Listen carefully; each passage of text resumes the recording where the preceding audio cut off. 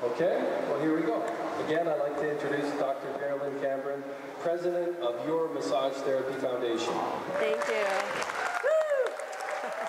Yay! I'm always so proud to be here to represent the foundation because it's something that's so near and dear to my heart. How many of you have heard of the Massage Therapy Foundation? Oh my God, I love it. Thank you. That's awesome. Yeah, so the foundation, we focus on three main things: research, education, and community service. And so when I thought about what might teachers want to hear about, I picked research because that's something that seems to be, you know, people are like, well, I feel like I should incorporate research, but I don't really know how. I'm not sure where to start. So I'm going to try and give you just some of the basics of the research that you could incorporate into your classroom. Just a little bit about myself. I didn't start out a massage therapist. I started out as a chiropractor, but I got involved in research while I was in school because I felt like, how do I know that the techniques you're teaching me is really best for the patients that I'm treating?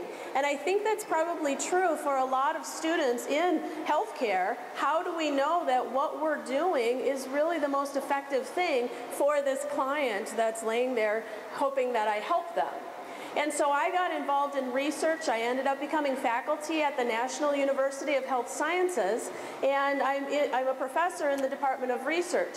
But I still feel like a clinician. I still feel like I get the, you know, how do we interact with patients and how do we help them understand what the research says? And so I went through a couple extra degrees to be a researcher, but then I started doing some research on massage. And it was all because of one person who's sitting here with me. She always hangs her head. So Jennifer Dexheimer, who's here, was our research clinical coordinator, and she went through a massage program. And she said, you know what? We're doing all of this chiropractic research, but there's a lot with massage. And so we did some studies, and it was fascinating. So you know what I did? I went back and became a massage therapist too, because I felt like I couldn't do this type of research just as a chiropractor. I needed to really understand the massage therapy profession. So that actually was the last thing that I did. Now, along the way, I got involved with the foundation. And what I ended up doing was first getting involved in reviewing grants and reviewing case reports and stuff like that. And pretty soon I was on the board. I never had any inspiration to be the president, but I just have so much passion for this organization, and I feel like we're just doing so much good for people. So let me go through some of the stuff that we're doing. First, I just have to say this, because a lot of people, when you hear the word research, it's like, oh my God, I just ate, I'm so full, you're gonna bore me to tears. So I just wanna calm your nerves. I wanna tell you about 5 reasons why research matters. We'll do that quick. And then I'm just gonna go through 5 different things that you can do to try and incorporate research into your classroom. Very practical things.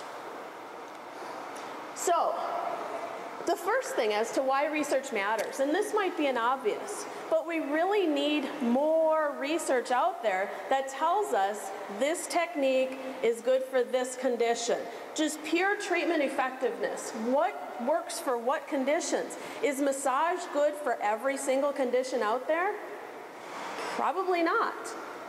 But what is it good for? And what techniques is it best for? And so that's really the key component as to why we need research, is to make sure we understand as therapists, here's why I'm doing this. Here's something that's beneficial. Now there's something called comparative effectiveness trials. And there's more and more of these. And what that means is there's studies, research studies, where they compare the effectiveness of massage to something else that's very common, like chiropractic or physical therapy or medications. And those are becoming more common. And those are very helpful to us because then we can say, well, this is something that's effective for this condition. So really, treatment effectiveness is an obvious. Special populations is something that the massage therapy community has always been involved in, but there's really not much research out there on that. And so if we're looking at, let's say, burn victims or people with PTSD, they just came back from a tour, and how do we handle them? What's the best method for treating them? Perhaps we have equine massage up there, or people with dementia, Alzheimer's. These are all folks that they really need our help. But how do we know what's going to be most effective for them? And so really, when you're teaching in your classroom and students are asking, well, I have this cousin, he's in a wheelchair, is that something that we can treat here? If you're not sure what the protocol might be, sometimes there's articles in the research literature that you can pull and get some of the protocols in order to help that student know. And if the student knows where to look, in the future when they're out there in practice, this is something that they can do as well.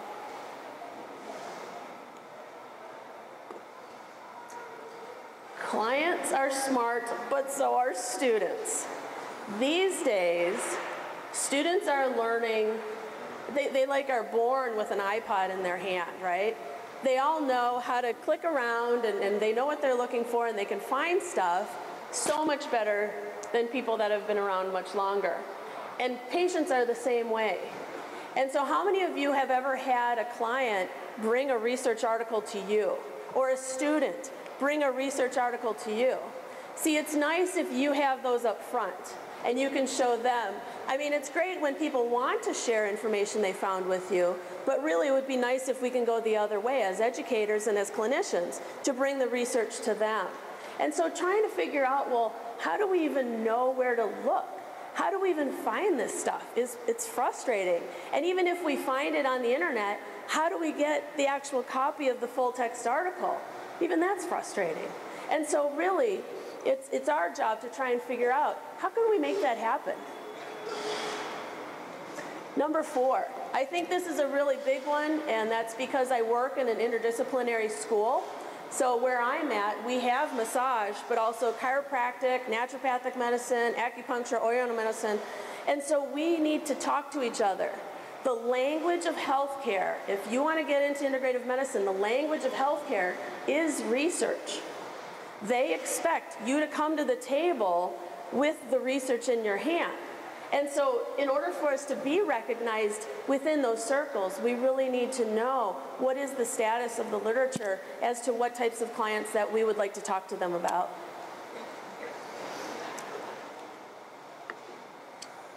And I guess I believe that at some point, massage therapists will all be included under insurance. I mean, that's my hopes and dreams. It doesn't mean that everyone has to do that. It doesn't mean we all have to file claims, but it would be nice if that is something that we could do. Now, insurance carriers these days, they don't just say, oh yeah, that sounds good. They want to know, how do we know that this is something that is effective for that condition? How many visits do we expect that it will take in order for this client to get better? And all of that has to come through research. So any questions so far? We're cruising, right? So, let me just take a quick.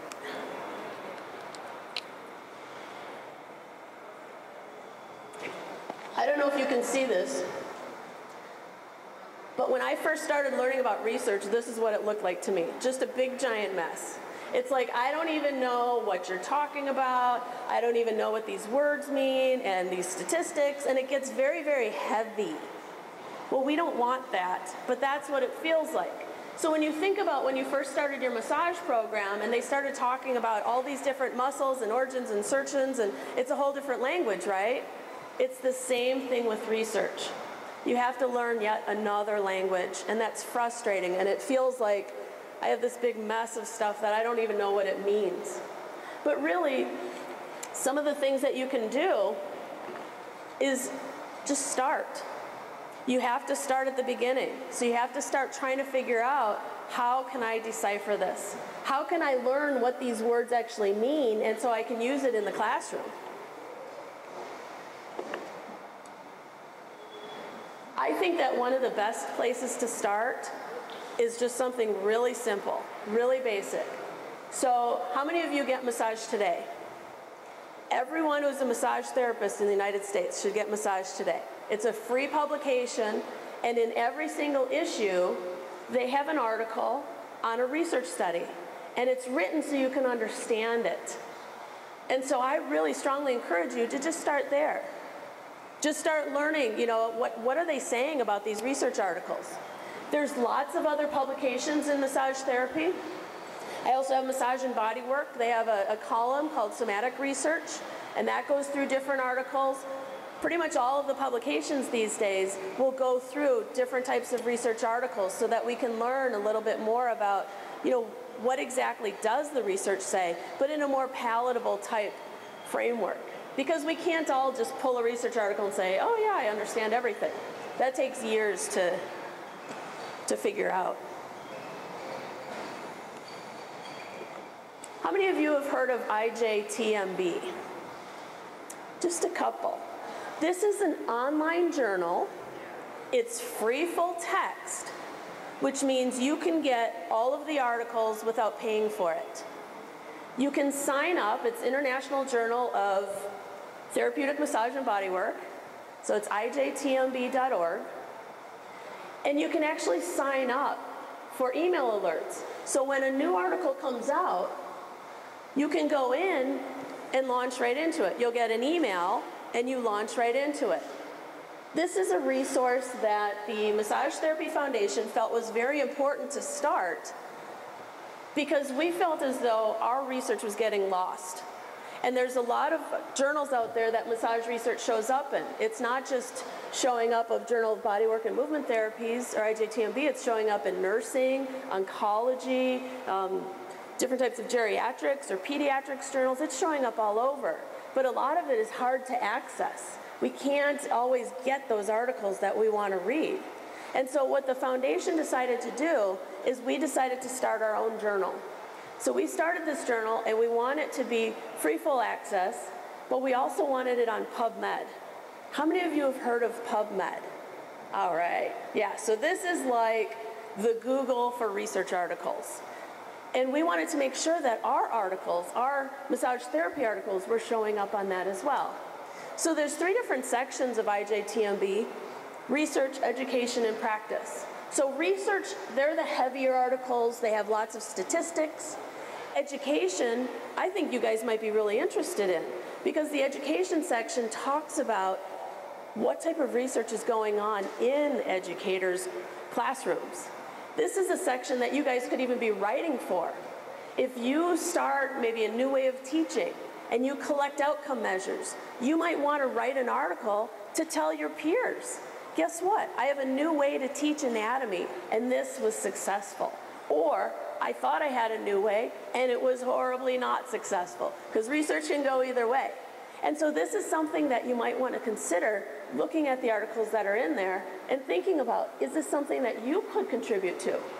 There's also a section on practice. The practice section is mostly case reports. How many of you have heard of case reports? Yeah, so case reports are something where it's just one client and something interesting happened and you want to write it up. Well, this is a journal that will accept those. Now, the cool thing about IJTMB is if you submit a case report to the practice section and you're not used to writing and maybe it has some flaws, our editors work with you to try and help you build it up to the best quality possible. And so we have strict guidelines, but we'll walk through those steps with you to try and get that published. One of the things that people don't always realize is that even though it's hard to publish, even though it's hard to write these articles, it's essential. Because you and I know the cool things that happen in practice, you guys probably more than me. But the rest of the world doesn't. And again, if we want to speak to the rest of the world and tell people, we really need to get it where they're looking, which is in the literature. And so we can, tell all our clients, oh, this might be good and that might be good. But until we actually get it in a research article, the rest of the healthcare professionals may not believe it. And so this is a really good way to help build your own profession, is to start contributing to these journals. So one thing that I always do is I challenge people. Try and write one case report a year. Can you imagine if every massage therapist wrote and submit just one case report a year? And this is something you could do with your students, but we would have so much more evidence. So people would type into PubMed, massage therapy, and all these articles would show up. And that's what we want. We want to make sure that people know what we do.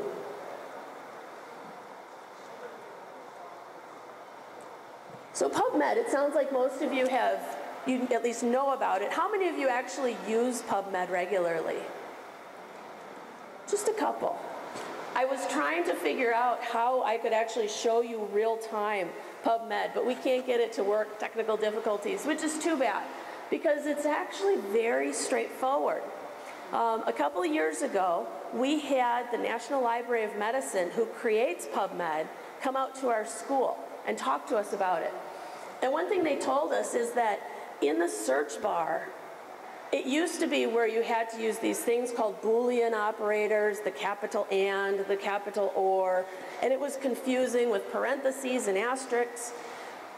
But the National Library of Medicine actually hired people from Google to help them redesign so that now you just type in massage cancer. You don't even have to put and. It just knows you mean and. And all of a sudden, all of these articles show up. Now, the cool thing about PubMed that, I don't know if you can totally see this, but I wanted to show you. When you type something into the bar here, the search bar, it will tell you how many articles you have, or hits you have. But over here, you can limit things. And so let's say I'm looking at massage and cancer, and I only want review articles. I can click on the limit of review, and now I'm only getting review articles on that. I click it again, and it takes it away. There's also over here, which is really important for small schools, free full text. If you click on free full text, now you're only looking at articles that are free, and you get the full text. And so when you go into those abstracts, you can actually see where you link to that article. Now, I know a lot of schools, especially the small ones, you may not even have a library or a librarian or anybody, to help your students with this. And so it's important to kind of play around with these things so that you know how can you help your students find articles. Now, they may not be able to get every single article that they're interested in, but there's other ways to get around that. How many of you have used Google Scholar? So Google Scholar is just like Google, but it's research articles. So it's kind of like PubMed, and it's kind of like Google, but it's somewhere in the middle.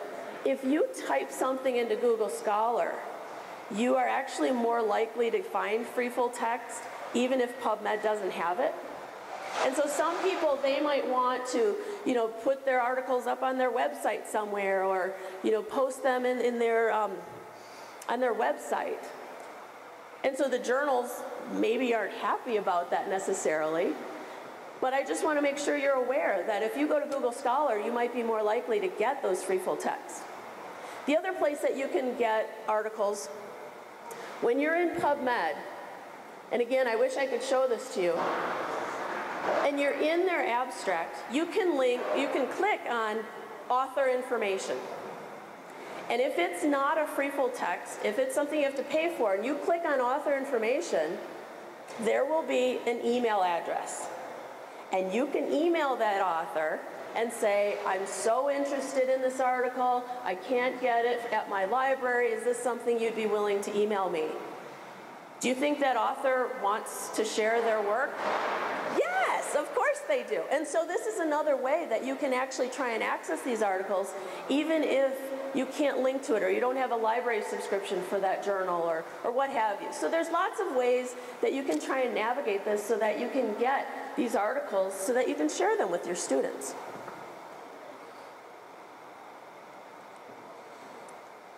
Again, it's too bad that I can't actually show you, but I really encourage you to go into pubmed.gov. If you've gone in, maybe 10 years ago, it's way different. It's way easier. And they have little tutorials, but the tutorials are like 2 minutes each. And so if you just want to see a real short, it's like a YouTube video clip of how do I do this, those are awesome. So PubMed is really, it's the best place to look. There's lots of databases to find research articles. There's CINAHL and Pedro, and there's just lots of different ways. PubMed is free, and it's the largest database. So they have thousands of journals that incorporate their research articles into it. So the second way that you can incorporate articles into your classroom, obviously, is to add research articles to your lectures. How many of you right now use research articles in your lectures? Good. 1, 2. This is something that actually might be real. Oh, maybe 3, I saw. You're going to, good for you. Yeah. You know, I think your students might really enjoy it. Again, it's not something that will always be comfortable, but this is a learning process, just like everything in life. And so if you can just try and take baby steps, you know, you just maybe incorporate and mention, oh, guess what? There's an article called Massage Therapy plus Topical Analgesic is more effective than massage alone for hand arthritis pain. Well, that article was published by one of our speakers that's here today, Linda Solian-Wolf, who's going to be coming on later with Tiffany Field down at Touch Research Institute. What do you think is the topical analgesic? BioFreeze, right. So if you're a school that promotes BioFreeze, this is something that is going to help students understand, why are you even promoting this? This isn't because you're necessarily trying to sell for BioFreeze, it's because it's useful, it's helpful. And so finding articles that really relate to your students is what it's all about. This isn't about, hey, let's find the most snoozeville articles to put my students to sleep. This is about really trying to find something that you can connect with your students about, and that's important. Here's another article. Side effects of massage therapy. This is something that we did at National University. This was one of our first studies. And what we were mainly interested in was there was nothing out there about how many people have adverse events during massage therapy. And so we did this real small study. It was only 100 clients, and we asked them to fill out a form after the massage and then 24 hours later. What percent of clients do you think had any negative sensations when they left? What percent do you think? 1%? 3%? Is that what you said? It was 10. It was 10. Yeah, so 10% of the people said yeah. And it was mostly mild soreness, maybe headache, maybe feeling kind of fuzzy. But that's something that we need to know as therapists, because if our clients, new clients come to us and say, how am I going to feel after this? Will I feel bad or will I feel awesome? Well, about 10% of people have some negative feelings that goes away within 24 hours. And so we measured this because we were interested in knowing, you know, how do people feel after massage? But you know what? In this article, it's a cool article. Of course, I'm biased. But in this article, we also asked them, did you have any positive consequences that were unexpected? Guess what percent of people had that? 25. 25% had positive consequences that were non-musculoskeletal. I breathe better, my digestion is better, I sleep better. That's huge. And to me as a researcher, it's like, man, we need to look at that. That's cool. That's something that, you know, we all as massage therapists, we might talk about, but we need to really start demonstrating that there's a lot that happens with the massage. We are really affecting the whole body, not just that trap trigger point. We're really affecting the whole body. And so it was, you know, these types of studies may be interesting to your students. I have one more that just came out. A meta-analysis of massage therapy on cancer pain. So cancer is something that we used to teach, no, no, no, don't ever touch. But now there's actually so much research looking at people who have cancer and how massage therapy benefits them that they have a whole review article on it. A meta-analysis takes all of the data from a bunch of articles and collapses it into one. And so I actually brought the table, which I don't know if we can see. This table shows us, and this is one of those, wow, that looks like a mess. But once you understand how this table is set up, it's so visual, it's something your students might actually understand. Just to explain it, each of these lines is an individual research article with the results over here. This line going down the middle indicates on this side, people who got massage felt better, and on this side, people who were in the control group got better. And so what do we see? In all of these articles, people who got massage were more likely to feel better than those who got some form of control. And all of this was for cancer pain. Now, meta-analyses take all of these data, and I don't know if you can see this, but there's a triangle at the bottom, but that is the meta-analysis results. It collapses all the data and tells you, here's the bottom line. When we take all of these numbers, we collapse it down to 1. So this is something that you can show your students. Once you understand how to read these types of graphs, it might be more meaningful because we are very visual. You know, that's what Ann was saying this morning, that, you know, we're very visual creatures, and especially the new students coming in that are coming out of high school or coming into community colleges or our programs, they're very visual. And so something like this may be helpful. There's lots of different graphs and pie charts and things like that. Rather than just saying numbers, this might be something that's beneficial. So adding this type of information, you don't have to litter your entire presentations in class with research. I mean, sure that I'd love it, but students may not. But just having a couple of things like this, it helps solidify. It helps really show there's some strength behind what you're saying, more than that's just what you think. How many of you have ever heard of a journal club? This is something that's really cool. It's just like a book club. And so what you do, I know you're thinking, oh brother, but you pick a research article, and either a small group of faculty, or maybe a small group of students, you all read just that single article. Now you'd be surprised. I have done journal clubs for a long time, and every time I get in this small group, students will say things I never thought of, and I love it. We all look at things so uniquely, and it really helps to build each other's vocabulary. So if I'm talking about, as a researcher, oh, I didn't like how they randomized blah, blah, blah, you might say, I have no idea what you're talking about, but I didn't like the way that they described the massage. And so now we have this conversation. And so it's just like when you're in a book club, you all read the same book and you critique it, and you're all coming from different directions. Well, I love this character and I hated that one, and I didn't like this twist and turn, but I love that one. It can be the same thing. With journal clubs, you can do this in class and have the students lead this discussion. So now they are the ones who have to look up, well, what does randomization mean? Well, what is a placebo? And so they can choose their own articles, and maybe they'll choose case reports, which are so straightforward, but they're wonderful because it's something that students can really relate to, and have the students present in a journal club format. It doesn't take very long, and it can lead to some really good discussions. There's this thing that the foundation started.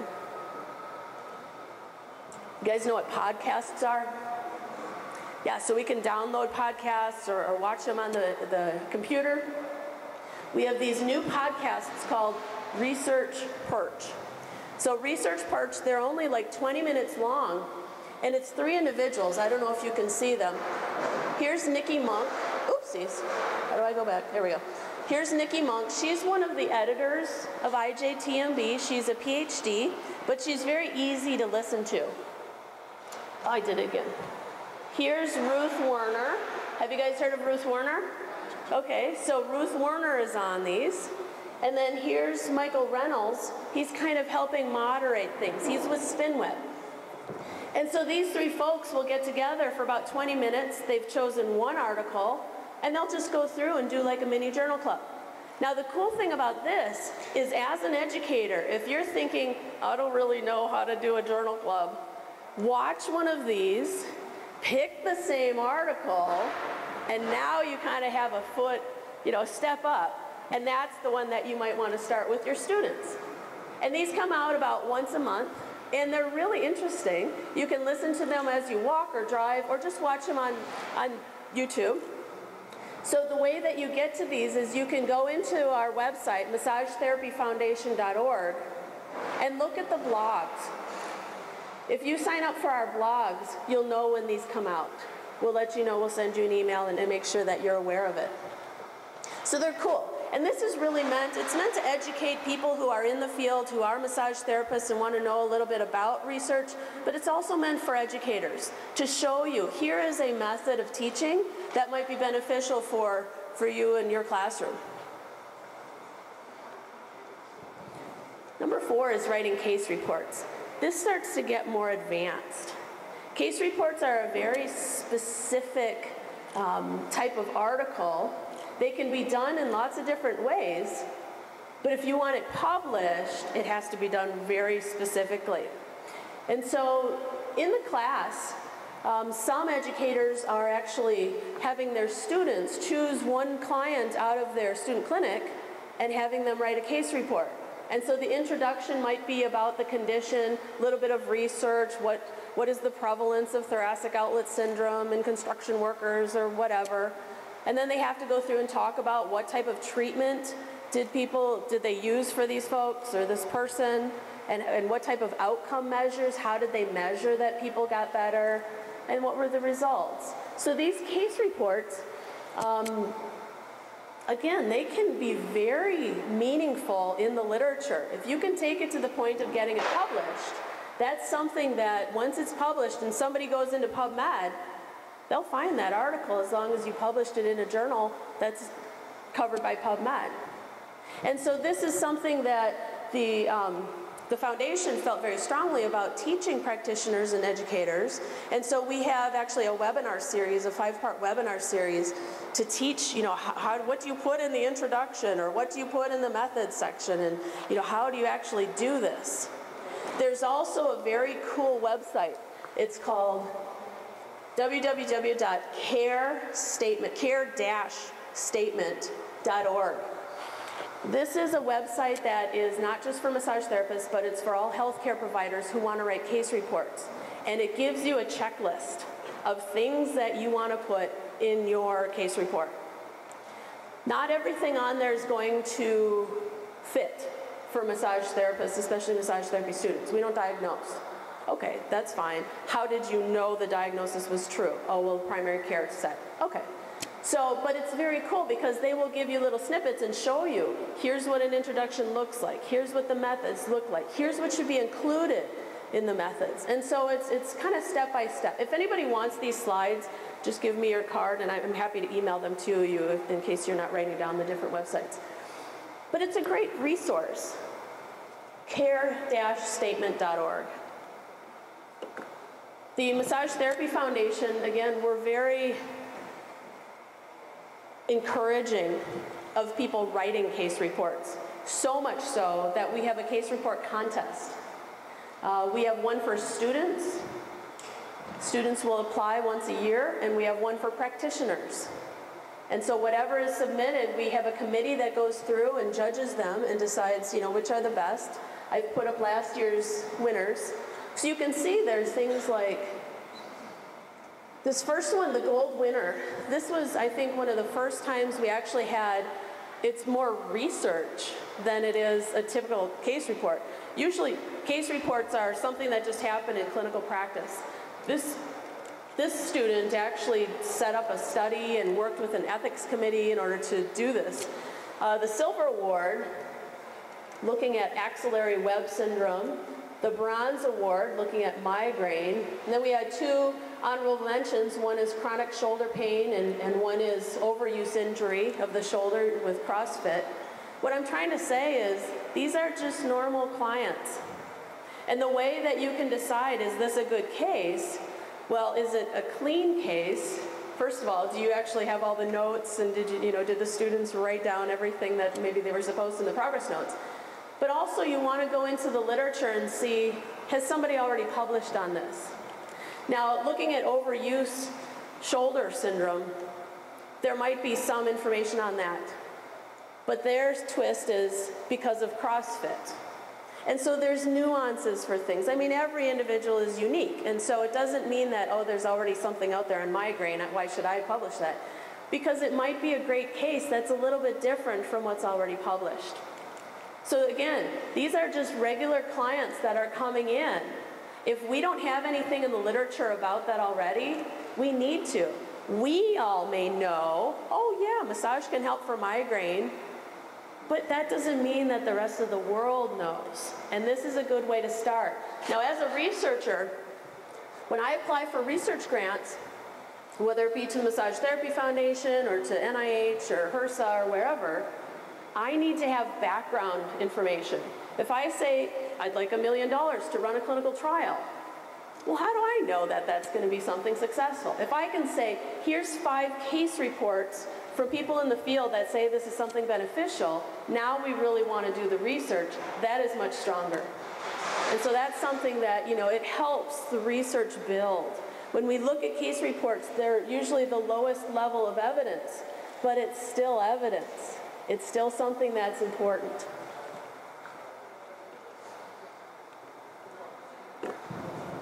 Finally, I think it's important for us to continue our education. And so I love seeing all of you here because it really shows that you also think it's important to continue your education. But there's a lot of really great research type conferences that you might be interested in. There's one that's coming up in 2016 in Seattle. The foundation is putting this on. It's specific to massage therapy research. We're doing this every 3 years now. Last time it was in Boston. And we get together, educators like yourselves, researchers, students come, practitioners come, other healthcare providers come. The one that we're going to have in 2016, it's going to be in Seattle, and we're focusing on integrative medicine. And what we're trying to do is to pull in other integrative medicine to show, here's how massage kind of fits into different arenas through research. Now, because it's such a blend of lots of different people, the way the presentations happen, even though there might be statistics, the speakers are very good about trying to explain what the heck does that mean. Just like that big table I just showed you, as long as somebody walks you through, okay, I get it. And so these are great places for you to find out about the massage therapy research that's the newest. Conferences, you'll see the newest research coming out. You'll sometimes see it before it even makes it into the journals. There's also American Public Health Association, there's INCAM, which is out of Canada, there's Integrative Healthcare Symposium, San Diego Pain, there's hundreds of these. So there's lots of great places that you can go to find out more. You can usually bring students. There's usually a free student day or a low-cost student day. And so that's another possibility. Now, we have had lots of case reports submitted from teachers to our International Massage Therapy Research Conference. And this is something that, again, I really want to encourage you to think about. I mean, wouldn't it be cool to have your school represented at an international conference through a case report? That's very meaningful. So a poster is, just like it sounds, a big sheet of paper with the information about the case. And there's specific sections that have to be filled out. We have all of the instructions. There's also presentations that can happen on case reports. There's also educational research. If you really want to take it to the next step, like I said, you can always do educational research and present that type of information.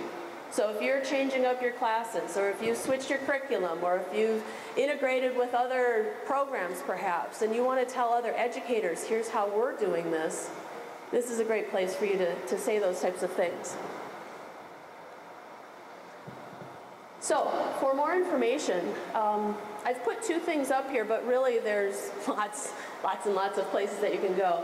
MassageTherapyFoundation.org is our website, and we have all of this information on there. We have great instructions on how to write case reports and posters, and we link you to ijtmb.org and talk about our conferences.